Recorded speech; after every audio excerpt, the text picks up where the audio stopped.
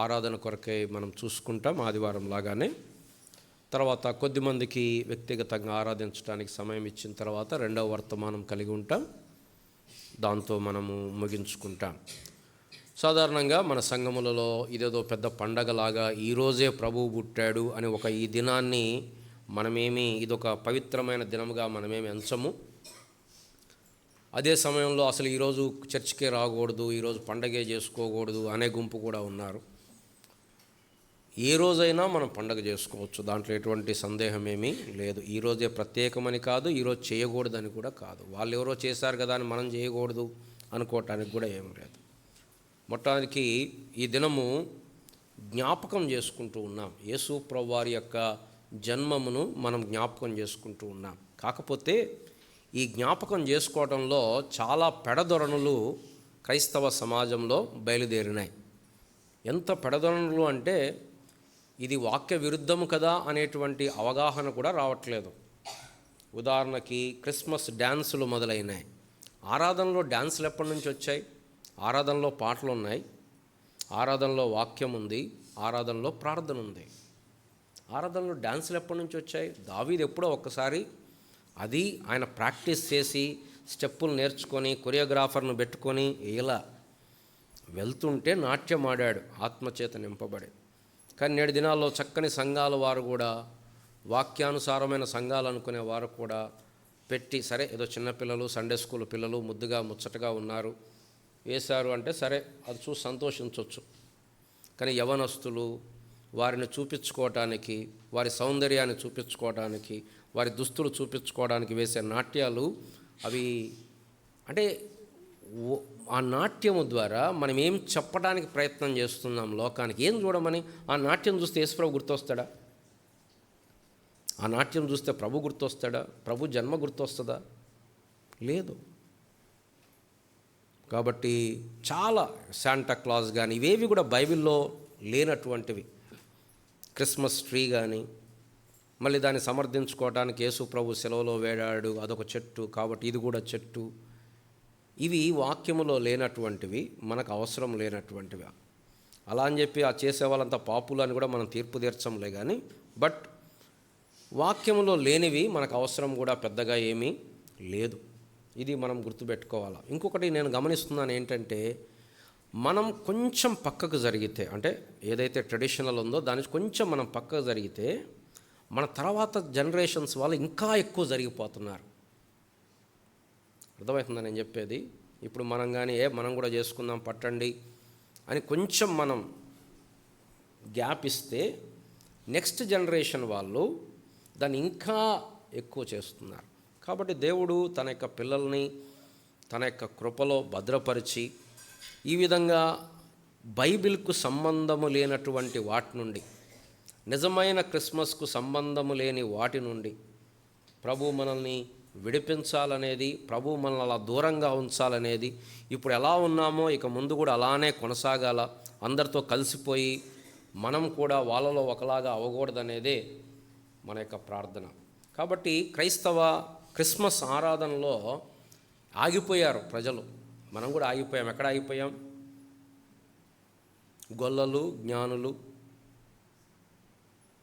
గొల్లల పాటలు, జ్ఞానుల పాటలు, దూత, ఇక్కడే ఆగిపోయినాం. కానీ క్రిస్మస్ అక్కడ ఆగలేదు.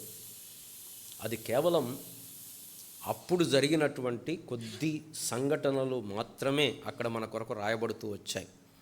ఇక్కడ క్రిస్మస్ అంటే కేవలం గొల్లలు ఆరాధించారు, జ్ఞానులు ఆరాధించారు, అక్కడితో క్రిస్మస్ ఆగిపోలేదు. క్రిస్మస్ అనేది దేవుని యొక్క ప్రణాళికను మనకు చూపిస్తూ ఉంది. కాబట్టి ఉదయకాల సమయపు ఆరాధనలో కొద్దిసేపు మనం చూసేటువంటి లేఖన భాగములలో యేసు ప్రభువారు వచ్చినటువంటి కారణం, తండ్రి ఆయనను పంపించినటువంటి కారణాలు కొన్ని మనం చూద్దాం. రండి, లూకా సువార్త 19వ అధ్యాయం కొన్ని వచనాలను చదివిస్తాను, తర్వాత మీకు వివరించి మనం ఆరాధనలోకి వెళ్దాం. దయచేసి బైబిల్ తీయండి. లూక్స్ గాస్పల్ చాప్టర్ 19, లూకా సువార్త 19వ అధ్యాయము. లూకా సువార్త 19వ అధ్యాయం 10వ వచనం అందరం కలిసి చదువుదాం. లూకా సువార్త 19వ అధ్యాయం 10వ వచనం అందరం కలిసి. నశించిన దానిని వెదకి రక్షించుటకు మనుష్య కుమారుడు వచ్చెనని అతనితో చెప్పెను. మార్కు సువార్త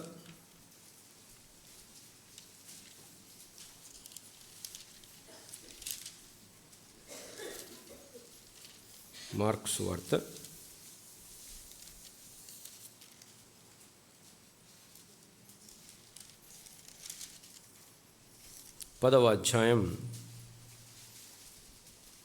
45వ వచనం. మార్కు సువార్త 10వ అధ్యాయం 45వ వచనం. మనుష్య కుమారుడు పరిచారము చేయించుకుంటకు రాలేదు, కానీ పరిచారము చేయుటకును అనేకులకు ప్రతిగా విమోచన క్రయధనముగా తన ప్రాణమును ఇచ్చుటకును వచ్చెను.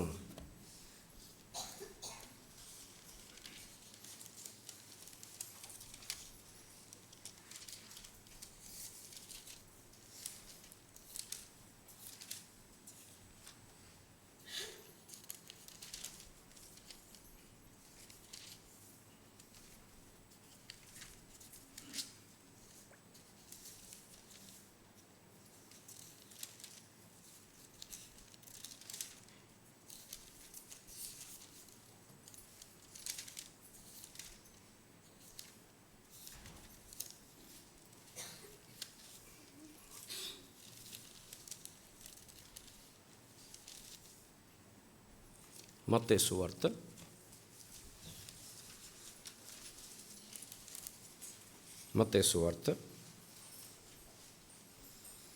8వ అధ్యాయం 13వ వచనం. మత్తయి సువార్త 8వ అధ్యాయం 13వ వచనం. అయితే నేను పాపులను పిలవ వచ్చితిని గాని నీతిమంతులను 9వ అధ్యాయం 13వ వచనం, క్షమించండి, 9:13. అయితే నేను పాపులను పిలవ వచ్చితిని కానీ నీతిమంతులను పిలువ రాలేదు. ఇంకొక సువార్తలో ఏం రాయబడిందంటే, నేను పాపులు మారు మనసు పొందుటకు వారిని పిలవ వచ్చితిని అని రాయబడుతూ వచ్చింది. దాని తర్వాత ఇప్పుడు మొదటి యోహాను పత్రిక, యోహాను రాసినటువంటి మొదటి పత్రిక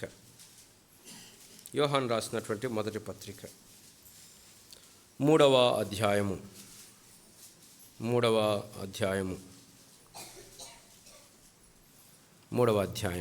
5వ వచనం అందరం కలిసి చదువుకుందాం. 4-5 వచనాలు.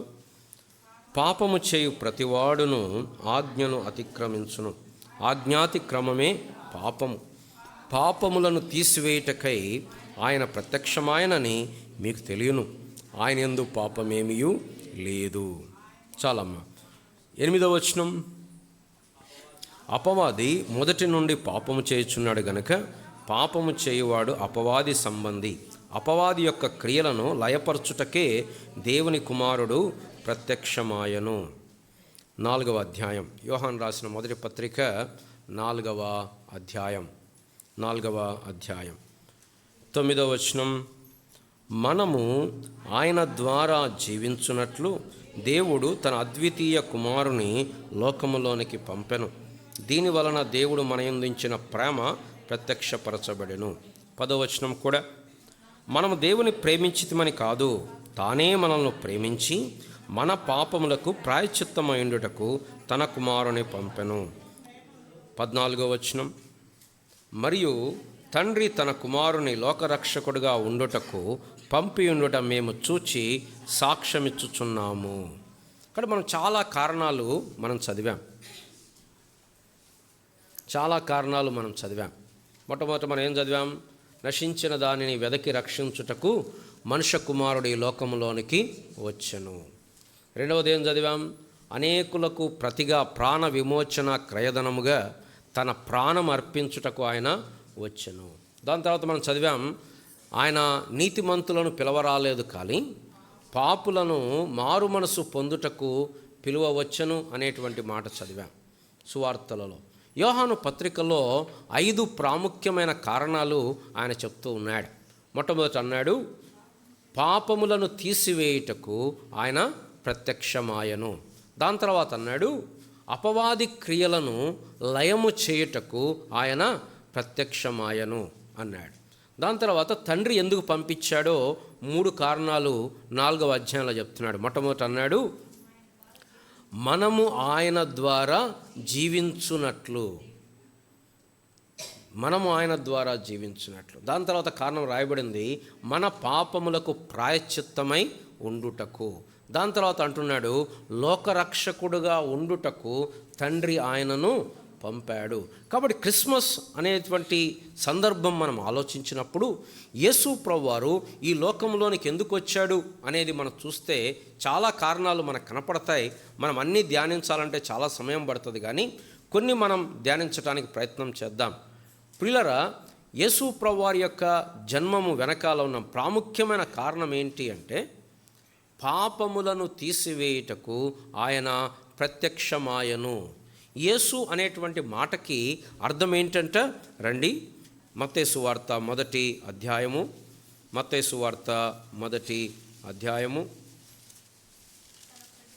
21వ వచనము.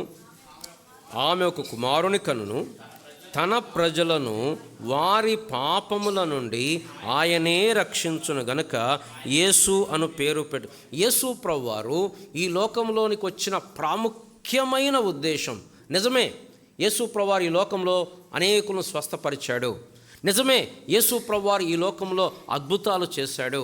నిజమే, యేసు ప్రభువారు చాలామంది అక్కరతలు తీర్చాడు.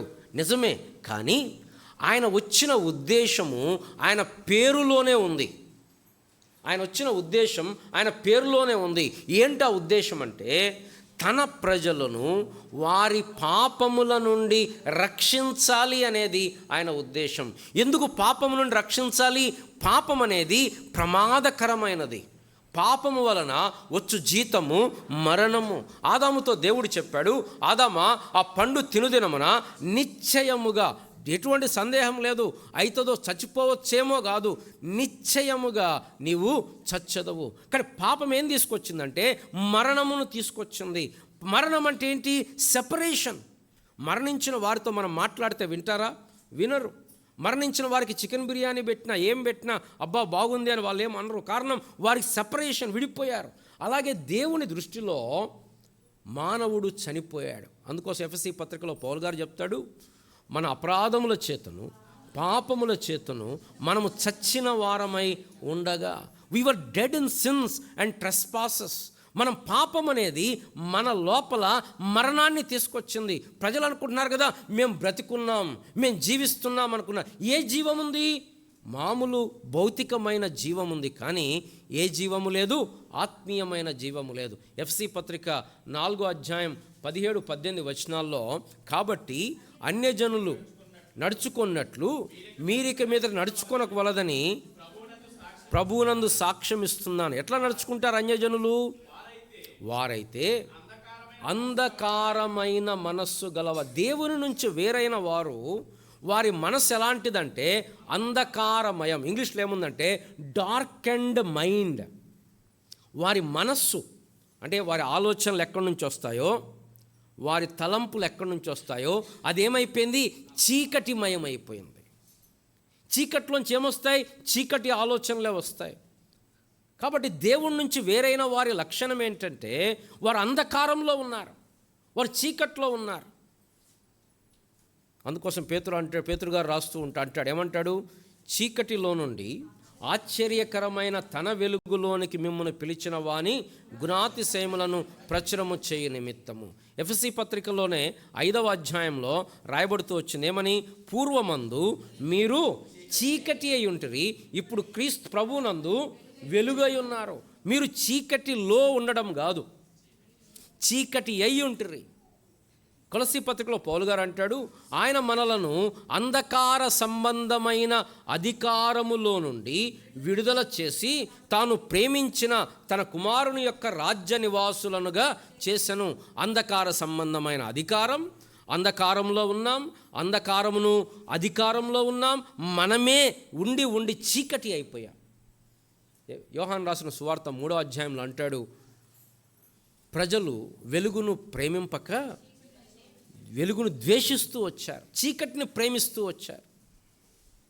వారు చీకటిని ప్రేమిస్తున్నారు. మనం ఏమైపోయినామంటే దేవుని ఆ పాపము మనల్ని చీకటిని ప్రేమించేటట్లు చేసింది, దేవుని నుంచి దూరము చేసింది. ఆదాము దేవుడి నుంచి దూరం అయిపోయాడు.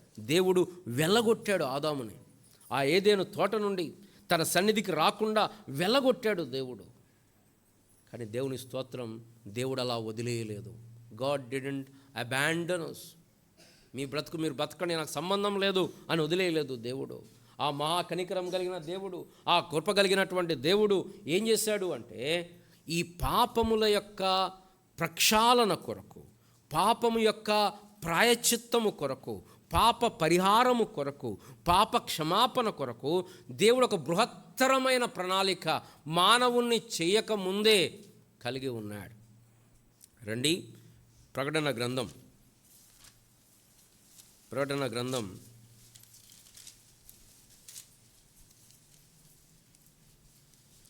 13వ అధ్యాయం 8వ వచనం.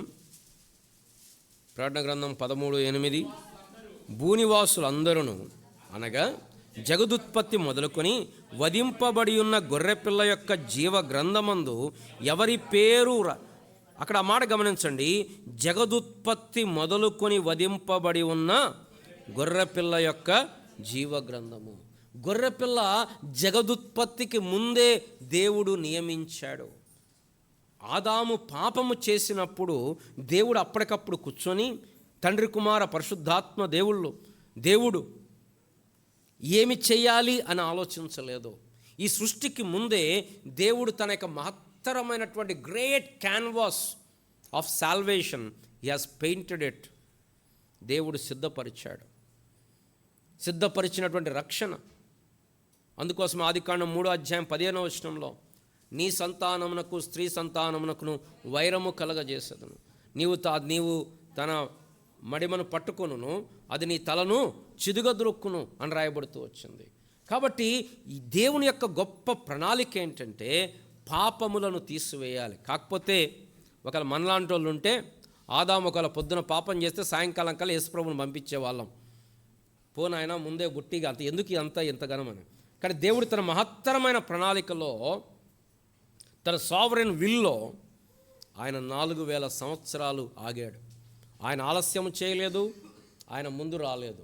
గలతీ పత్రికలు రాయబడుతూ వచ్చింది, కాలము సంపూర్ణమైనప్పుడు దేవుడు తన కుమారుని ఈ లోకములోనికి పంపెను. కాలము సంపూర్ణమైనప్పుడు. ఎందుకు యేసు ప్రభువారు వచ్చిన ప్రాముఖ్యమైన ఉద్దేశం స్వస్థతలు చేయటానికి కాదు. యేసు ప్రభువారు వచ్చిన ఉద్దేశం అందరికీ డబ్బు ఇవ్వటం కాదు, అందరికీ ఇల్లులు ఇవ్వటం కాదు.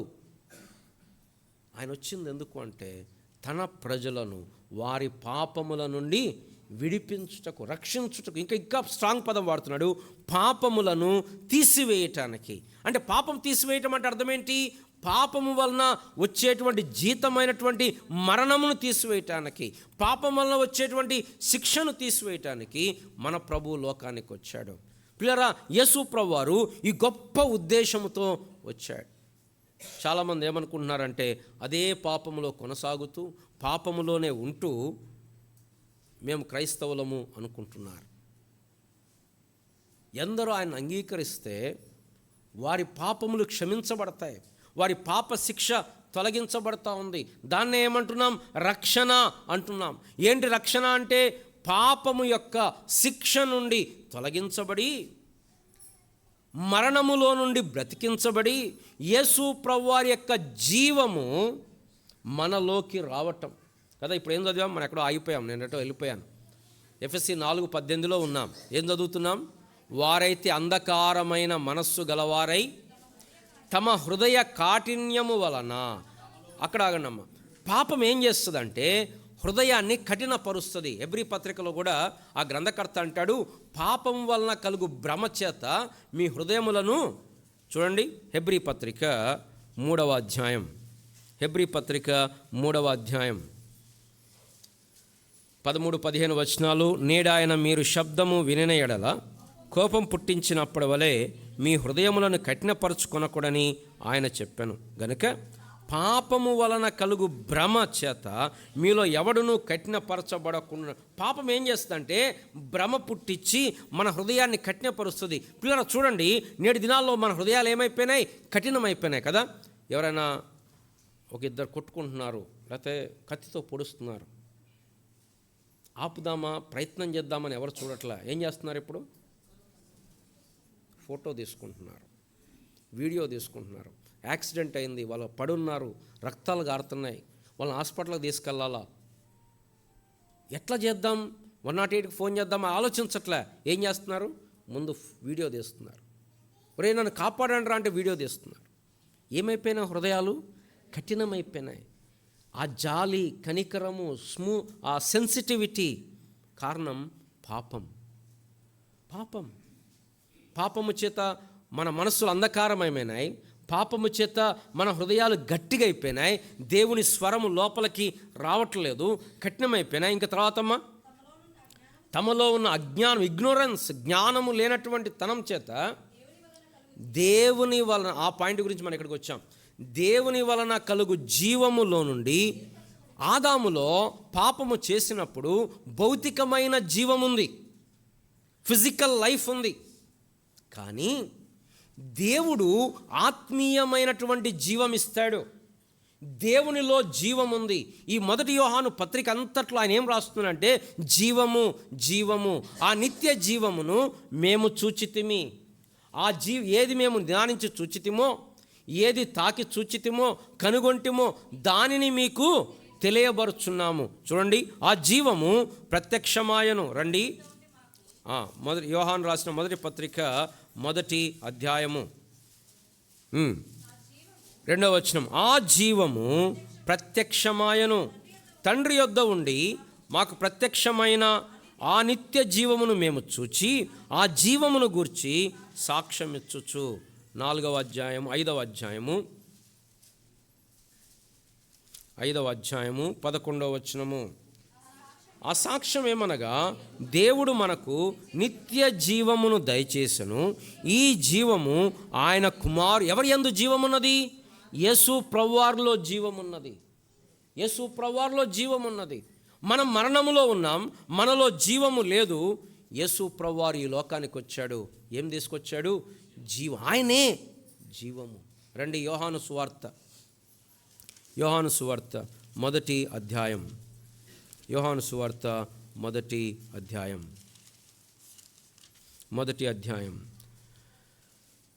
4వ వచనం. ఆయనలో, ఎవరాయన? ఆది యందు వాక్యముండెను, వాక్యము దేవుని యొద్ద ఉండెను, వాక్యము దేవుడై ఉండెను. ఆ దేవుడులో జీవముండెను, ఆ జీవము మనుషులకు వెలుగై ఉండెను. ఆ జీవము మనుషులకు వెలుగై ఉండెను. ప్రియరా, యేసు ప్రభువారిలో జీవము, ఇటర్నల్ లైఫ్. మనలో భౌతికమైన జీవం ఉంది. ప్రజలు అనుకుంటున్నారు ఈ భౌతికమైన జీవం ఉంటే చాలు. చాలామంది మీరు సువార్త చెప్పండి, యేసు ప్రభు గురించి చెప్పండి, దేవుని గురించి చెప్పండి, వాళ్ళు ఏమనుకుంటారు? మాకెందుకు దేవుడు? మాకు డబ్బు ఉంది, మాకు అధికారం ఉంది, మాకు హోదా ఉంది, మాకు ఆరోగ్యం ఉంది, మాకు వయస్సు ఉంది, మా అక్కరతలు ఏమీ లేవు, కాబట్టి మాకు దేవుడు అవసరం లేదు అనుకుంటారు. భౌతికమైన జీవం ఉంది, కానీ వారిలో ఆత్మ సంబంధమైనటువంటి దేవుడిచ్చేటువంటి జీవము లేదు. ఒక విశ్వాసికి అవిశ్వాసికి వ్యత్యాసం ఏంటంటే, విశ్వాసిలో దేవుని జీవము ఉంది. తప్పు చేస్తాడు విశ్వాసి కూడా, పడిపోతాడు విశ్వాసి కూడా, కానీ తనలో దేవుని వలన కలుగు జీవం ఉంది.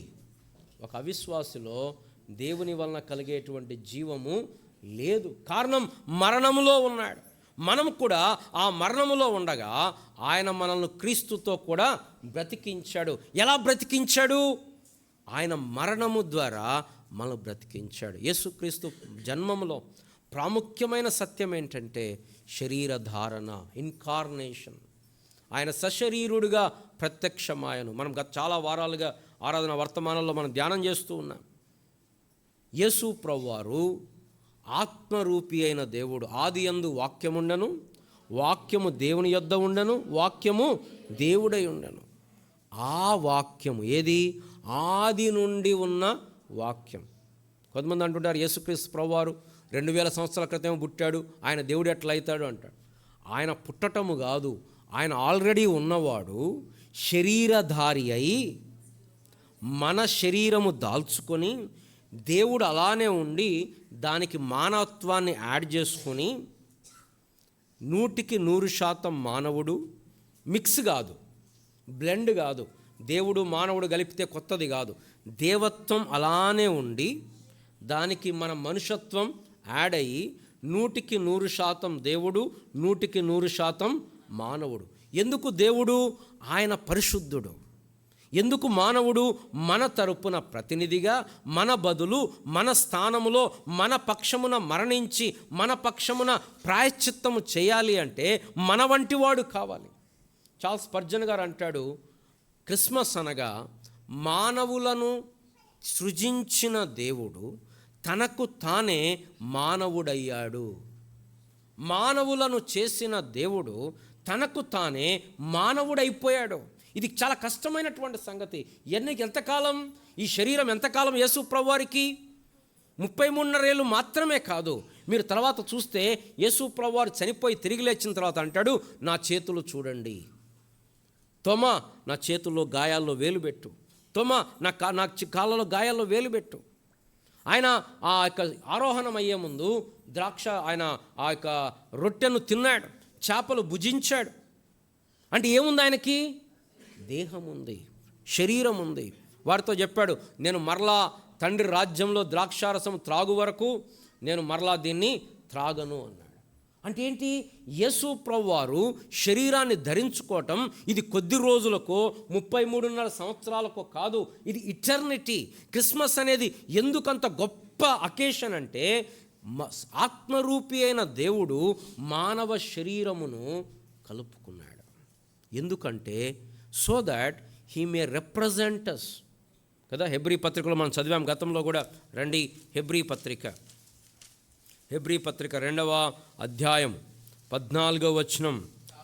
కాబట్టి ఆ పిల్లలు రక్త మాంసములు గలవారైనందున ఆ ప్రకారమే మరణము యొక్క బలము గలవాని, అనగా అపవాదిని మరణము ద్వారా నశింపజేయుటకు జీవితకాలమంతయు మరణ భయము చేత దాస్యమునకు లోబడిన వారిని విడిపించుటకును ఆయన కూడా రక్త మాంసములలో, కింద 16వ వచనం అంటాడు, ఏలయనగా ఆయన ఎంత మాత్రం దేవదూతల స్వభావం ధరించుకొనక అబ్రహాము సంతాన స్వభావమును ధరించుకుంటాడు. ఎందుకు అబ్రహాము స్వభావం? మనకు రక్త మాంసాలు ఉన్నాయి గనక మన పక్షమున నిలబడటానికి ఆయన కూడా రక్త మాంసములలో పాలివాడయ్యాడు. అందుకోసం యోహాను సువార్త 1వ అధ్యాయం 14వ వచనం రాయబడుతుంది. మొట్టమొదటి వచనం ఏమన్నాడు? ఆది యందు వాక్యము ఉండెను, వాక్యము దేవుని యొద్ద ఉండెను, వాక్యము 14వ వచనం ఏముంది ఇప్పుడు? ఆ వాక్యము. ఏ వాక్యము? ఆది నుండి ఉన్న వాక్యము. కలిగి ఉన్నది ఏది ఆయన లేకుండా కలగలేదు. సమస్తమును ఆయన నిమిత్తము, ఆయన కొరకు, ఆయన వలన కలిగి ఉన్నవి. ఆ వాక్యము శరీరధారి అయి కృపాసత్య సంపూర్ణుడిగా మన మధ్యలో నివసించాడు. కానీ ఎల్లకాలం నివసించలేదు. దేవుని సమయం వచ్చినప్పుడు యేసు ప్రభువారు నాకు బదులు పాపములకు ప్రాయశ్చిత్తము కావటానికి, పాపములకు పరిహారము, ఇక్కడ హెబ్రీ పత్రికలో ఆ మాట ఉంది చూడండి, 17వ వచనంలో, కావున ప్రజల పాపములకు పరిహారము కలగజేయటకై. 1 యోహాను పత్రికలో మనం చదివాం, పాపములకు ప్రాయశ్చిత్తమై ఉండుటకు. యోహాను పత్రిక 2వ అధ్యాయం, 1 యోహాను పత్రిక 2వ అధ్యాయం 2వ వచనం, ఆయనే మన పాపములకు శాంతికరమై ఉన్నాడు. మన పాపములకు మాత్రమే కాదు, సర్వలోకమునకు. కింద నంబరేసి రాశాడు, శాంతికరము అంటే ప్రాయశ్చిత్తము, ప్రాఫిషియేషన్, అనగా చెల్లించాల్సిన వెల చెల్లించటం. సపోజ్ నేను అక్కడ ఎగ్జాంపుల్ విన్నాను, ఒక అన్న చెప్తా ఉంటే, ఒక పిల్లవాడు ఉన్నాడు, నేను వెళ్తున్నాను, చెయ్యి ఎట్లా పెట్టాడు, కాలు దొక్కాను, నేను తొక్కేశాను, తన చెయ్యి దొక్కేశాను నా కాలుతోటి. ఏం చేస్తాడు? ఏడుస్తాడు. ఇప్పుడు నేను ప్రాయశ్చిత్తం ఏం చేయాలా? మళ్ళీ నేను వెనక్కి వచ్చి కాలు దొక్కకుండా చేయగలుగుతానా? చేయలేను. కాకపోతే ఏం చేయొచ్చు? ఆ పిల్లవాడిని ఎత్తుకొని ఆడిచ్చో, ఓ చాక్లెట్ ఇచ్చో, సారీ నాన్న అని చెప్పు, ఏడవకు అని చెప్పు, ఏం చేస్తాను? దాన్ని శాంతిపరుస్తాను. అట్లాగా దేవుడు మన పాపములకు శాంతికరము, ప్రాయశ్చిత్తం ఎలా చేశాడు? పాపాలన్నీ నేనే కదా తీసేసేది అనలేదు. ఆ పాపపు శిక్ష తన మీద వేసుకున్నాడు. యేసు ప్రభువారు వచ్చింది ఈ లోకాన్ని దర్శించటానికి కాదు. యేసు ప్రభువారు వచ్చింది ఈ లోకంలో బ్యూటిఫుల్ థింగ్స్ చూసి రావటానికి కాదు. యేసు ప్రభువారు వచ్చింది మరణించటానికి. ఆమె తల్లికి ముందే ప్రకటించబడింది, నీ హృదయంలో నుండి కత్తి దూసుకొని పోవును అని ప్రకటించబడుతూ వచ్చింది. ఆయన వచ్చిందే మరణించటానికి. కారణం ఏంటి? నిన్ను నన్ను దేవుడు ప్రేమించాడు. క్రిస్మస్ వర్తమానం ఏంటంటే దేవుడు మనల్ని ప్రేమించాడు. ఇందులో ప్రేమ ఉన్నది. దేంట్లో ప్రేమ ఉన్నది? తండ్రి తన కుమారుని లోకములోనికి పంపించటంలో ఏం కనపడుతుందంటే ప్రేమ కనపడుతుంది. మనందరికీ బాగా తెలిసిన వాక్య భాగం యోహాను సువార్త 3:16 దేవుడు లోకమును ఎంతో ప్రేమించెను కాగా తన అద్వితీయ కుమారునిగా పుట్టినవాని యందు విశ్వాసముంచు ప్రతి వాడు నశింపక నిత్య జీవము పొందునట్లు ఆయనను అనుగ్రహించెను. దేవుడు ఎంతో ప్రేమించాడు. ప్రేమించి ఏం చేశాడంటే తన కుమారుణ్ణి ఈ లోకంలోనికి పంపించాడు. ఎందుకు? నీకు నాకు బదులుగా నా పాప శిక్షను తీసివేయటానికి. ఎట్లా తీసేశాడు? మన శిక్ష అంతా ఆయన మీద వేసుకొని ఆయన నీతంతా మనకిచ్చి ఇప్పుడు పాపములను తీసివేశాడు. ఇప్పుడు మనం చెప్పగలుగుతున్నాం ఏంటంటే నాకు ఇంకా పాప శిక్ష లేదు, నా శిక్ష తొలగించబడింది, నా భారము దొర్లించబడింది, నేను ఇంకా ఐగుప్తుకు దాసుడను కాను, నశింపజేయ దూత నన్ను దాటిపోయాడు. పస్కా, పాస్ ఓవర్ అనగా దాటిపోవుట. దేవుడు దాటిపోయాడు. దేన్ని చూసి దాటిపోయాడు? నా భక్తిని చూసి కాదు, నా శక్తిని చూసి కాదు, నా మంచితనం చూసి కాదు, నా పరిశుద్ధమైన ప్రవర్తన చూసి కాదు. యేసు ప్రభువారి రక్తమును చూచి నన్ను వదిలేశాడు, శిక్షించాడు. ఎవరిని శిక్షించాడు? నాకు బదులు యేసు ప్రభువారిని శిక్షించి నన్ను వదిలేశాడు. ఆ యేసు ప్రభువారు మరణించాడు, సమాధి చేయబడ్డాడు, తిరిగి లేచాడు. ఇక్కడ యేసు ప్రభువారు ఎందుకు వచ్చాడు అంటే నశించిన దానిని. మనం చాలా విషయాలు మన గురించి చెప్పుకున్నాం. నశించాం, పాపంలో ఉన్నాం, చీకట్లో ఉన్నాం, కాఠిన్యంలో ఉన్నాం, మరణంలో ఉన్నాం, పాపం యొక్క బానిసత్వంలో ఉన్నాం. ఇలాంటి వారిని వెదకి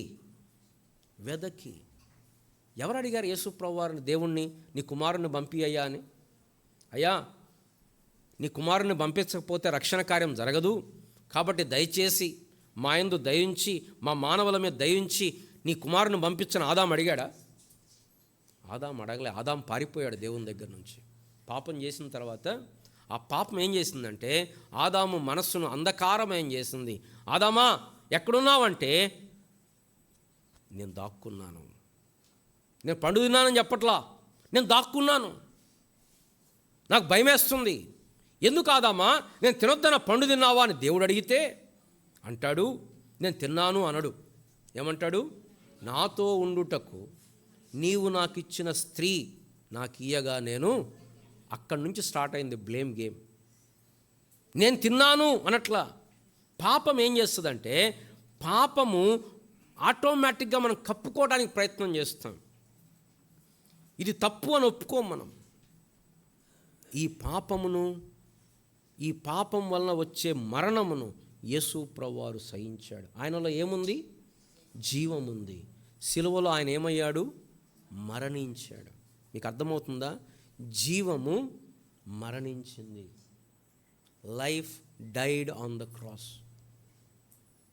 అపోస్తల కార్యంలో పేతురు చక్కని మాట చెప్తాడు. ఇవి మనకు అర్థం కానటువంటి మాటలు అయినప్పటికీ let us try to grasp at least from the surface, from the scratch. 3వ అధ్యాయము 15వ వచనం. మీరు జీవాధిపతిని చంపితిరి. ఆ మాట కాంట్రాస్ట్ చూడండి. ఆయన ఎవరు? జీవాధిపతి. He's the prince of life, author of life. ఇంగ్లీష్లో ఏముంది చాలా? Author of life. జీవాధిపతి, ఆథర్ ఆఫ్ లైఫ్, జీవానికి కర్త, జీవానికి అధిపతి. ఆయనలో ఎటువంటి ఎవరా? దేవుడు వెలుగై ఉన్నాడు, ఆయన యందు చీకటి ఎంత మాత్రము లేదు. ఆయన జీవమై ఉన్నాడు, ఆయనలో మరణం ఎంత మాత్రము లేదు. ఆయనకు మరణం అంటే తెలియదు. కానీ ఆ జీవాధిపతి అయిన దేవుడు ఆ కలువరి శిలువలో నీ నిమిత్తమై నా నిమిత్తమై మరణమును రుచి చూచాడు. మరణం రుచి చూచాడు. కేక వేశాడు, దేవా దేవా నన్నేలా చెయ్యి విడచితివి అని. కారణం ఏంటంటే నీ పట్ల నా పట్ల ఉన్నటువంటి ప్రేమ. కానీ ఇక్కడ కూర్చున్న వాళ్ళు ఇంకోరైనా మీరు చెప్పగలుగుతారా, నా పాపములు ఒకటి మాత్రం నిజం, ఒప్పుకున్నా ఒప్పుకోకపోయినా అందరము పాపులమే, దాంట్లో ఎటువంటి సందేహం లేదు. చదువుకున్న వారైనా చదువు లేని వారైనా, ఉద్యోగస్తులైనా, స్త్రీలైనా, పురుషులైనా, పిల్లలైనా, పెద్దవారైనా, వృద్ధులైనా, ఏ ఉద్యోగం ఉన్నా ఉద్యోగం లేకపోయినా, పండితులైనా పామరులైనా ప్రతి ఒక్కరూ పాపులే. అయితే ఎవరైతే ప్రభు యందు విశ్వాసం ఉంచుతారో వారి పాపములు క్షమించబడతాయి. కానీ ఇక్కడ కూర్చున్న మేము చెప్తున్నాం ఏంటంటే, ఇదిగో మేము పాపులమే, కానీ ప్రభునందు విశ్వాసం ఉంచాం, ప్రభు మా పాపములు క్షమించాడు, మా శిక్ష ఆయన మీద వేసుకున్నాడు. ఆయనందు నమ్మకం ఉంచడం ద్వారా నా పాపపు శిక్ష తొలగిపోయింది. ఇప్పుడు పాపపు శిక్ష లేదు. ఇప్పుడు నేను పరిశుద్ధునిగా నీతిమంతునిగా దేవుని చేత ఎంచబడి నేను ఈ లోకంలో జీవిస్తున్నాను. ఒకనాడు రాబోద్ది ఈ లోకాన్ని విడిచిపెట్టిపోతాం. ఈ విడిచిపెట్టిపోయినప్పుడు నా పాప శిక్ష తొలగించబడింది కాబట్టి నా పాప పరిహార పత్రం, నా రుణపత్రం మేకుల చేత కొట్టబడి దాని మీద ఉన్న చేవ్రాత తుడిచివేయబడింది కాబట్టి నా రుణం క్యాన్సిల్ అయిపోయింది కాబట్టి నా పాప రుణ మాఫీ అయిపోయింది కాబట్టి అక్కడ ఈ లోకాన్ని విడిచిపెడితే నేను నరకంలో కాకుండా, పాపుల కోసం దేవుడు సిద్ధపరిచినటువంటి నరకంలో కాకుండా, తన బిడ్డల కోసం దేవుడు సిద్ధపరిచినటువంటి ఆ నిత్య జీవములో యుగయుగాలు నేను ఉండబోతున్నాను. ఇది మనకున్న నిరీక్షణ. ఇక్కడ కూర్చున్న వారిలో కొత్త వారు వచ్చారేమో, నూతనంగా ఈరోజే వచ్చారేమో. నీ జీవితంలో ఈ నిరీక్షణ నీకున్నదా?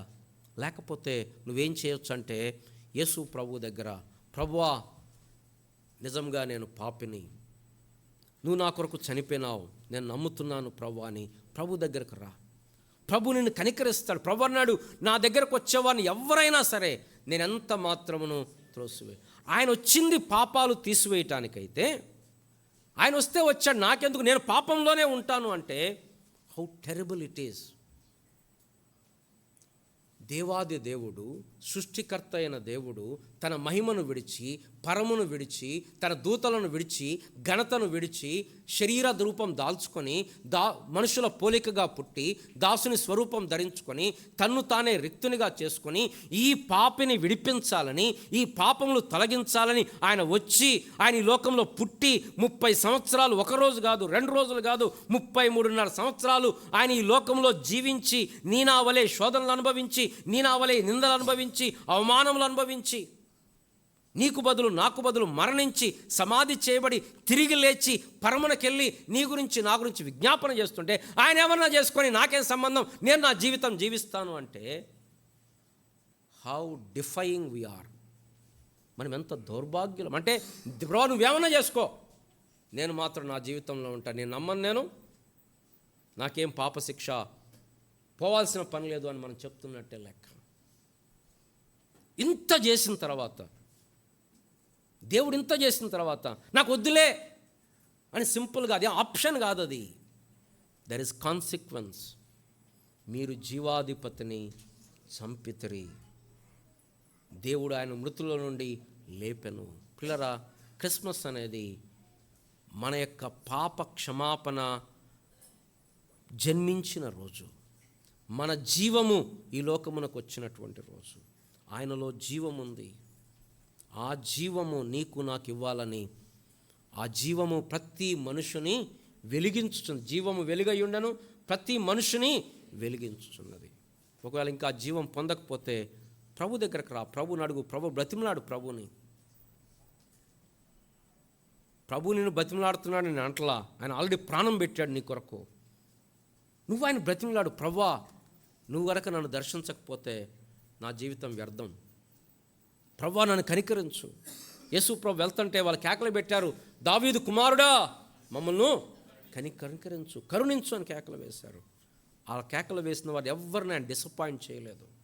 నాకు టైం లేదు, నేను తర్వాత చేస్తాను లేదు, వారిని కనికరించాడు.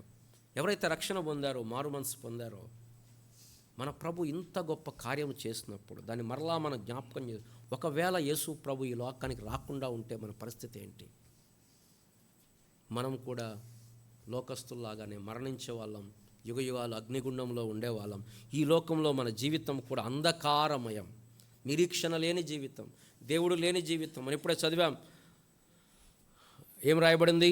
వారి అంధకారమైన మనస్సు గలవారై హృదయ కాఠిన్యము చేత, తమ హృదయంలో ఉన్న అజ్ఞానము చేత దేవుని వలన కలుగు జీవములో నుండి వేరుపరచబడిన జీవితం. దీన్ని బట్టి ప్రభువును స్తుతిద్దాం. చాలాసార్లు మనం ఏం చేస్తుంటాం? ఈ జీవము దేవుడు మనకి ఇయ్యగా, తాను చనిపోయి తెచ్చిన జీవమును, సంపాదించిన జీవమును మనకి ఇయ్యగా, దాన్ని పెద్దగా పట్టించుకోకుండా, దాని గురించి ప్రభువును స్తుతించకుండా, ఆరాధించకుండా, నాకు ఈ లోకంలో అది లేదు, నాకు అది లేదు, నాకు ఇంకా ప్రమోషన్ రాలేదు, లేకపోతే నాకు ఇంకా ఇది ఇవ్వలేదు, నాకు ఇంకా అది ఇవ్వలేదు, వాళ్ళకి ఇచ్చారు, వీళ్ళకి ఇచ్చారు. అది ఎట్లా ఉందంటే, నేను అనుకుంటాను, ఎవరైనా చనిపోతే శవం అక్కడ పడుకోబెడితే చూసి, అబ్బా బట్టలు భలే వేశారు, నాకు ఎప్పుడు వేస్తారో అట్లా, అబ్బా సెంటు భలే కొట్టారు, నాకు ఎప్పుడు కొడతారో అట్లా అనుకుంటామా? మనం ఇప్పుడు అనుకునేది అదే. అవిశ్వాసం చూసి మనం అనుకున్నప్పుడు అదే మనం చేసేది. మనలో ఏముంది? జీవం ఉంది. మనలో జీవం ఉంది. ఆ జీవమును బట్టి ప్రభువును స్తుతించి ఆరాధిద్దాం. మనతో లేచినప్పుడు పాట పాడుకుందాం.